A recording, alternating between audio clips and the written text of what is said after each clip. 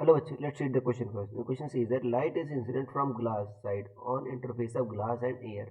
Find the angle of incidence for which the angle of deviation is 90 degree. So student सबसे पहले आपको समझना होगा कि की कंसेप्ट क्या यूज हो रहा है. तो की कंसेप्ट इज बच्चों TIR, total internal reflection. Total internal reflection.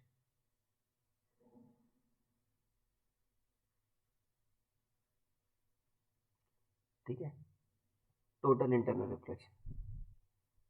देखो बच्चों TIR में क्या होता है कि अगर मान लो लाइट रे बच्चों अगर एक एंगल से ज़्यादा एंगल पर इंसिडेंट होती है तो उसी मीडियम में वापस लौट जाती है. इसी क्या कहते हैं, TIR कहते हैं. अब देखो बच्चों, यहाँ पर आपका रखा गया ऑब्जेक्ट आपका ग्लास में रखा गया और लाइट रे बच्चों ग्लास से कहाँ जा रही है, एयर में जा रही है. तो जाहिर सी बात है नॉर्मल से क्या हो जाएगी, दूर हट जाएगी.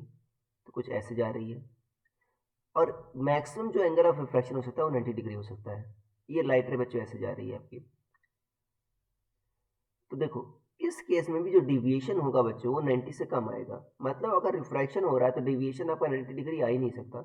मतलब ये बच्चों TIR ही हो रहा है इस केस में. मतलब आपका ये रिफ्लेक्ट हो जा रही है रे. तो यहाँ पर बाहर नहीं निकल रही बच्चों, ये आपकी रिफ्लेक्ट हो जा रही है. और रिफ्लेक्शन में डिविएशन दे रखा है आपको कितना, 90 डिग्री दे रखा है. देखो जा ऐसे रही थी और इतना डिविएट हुआ, कितना 90 डिग्री डिविएट हुआ.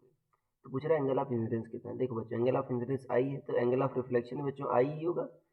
ठीक है, ये तो आपने पढ़ा होगा angle of incidence equal to angle of reflection. अब देखो इन तीनों को जोड़ें, आई आई और 90 को जोड़ें, तीनों कितना आएगा, 180 आएगा. आई प्लस 90 इक्वल टू क्या आएगा, 180 आएगा. तो 2i इक्वल टू 180 माइनस 90 कितना आएगा, 90. तो आई कितना आएगा, 90/2 कितना आएगा आपका, 45 डिग्री है.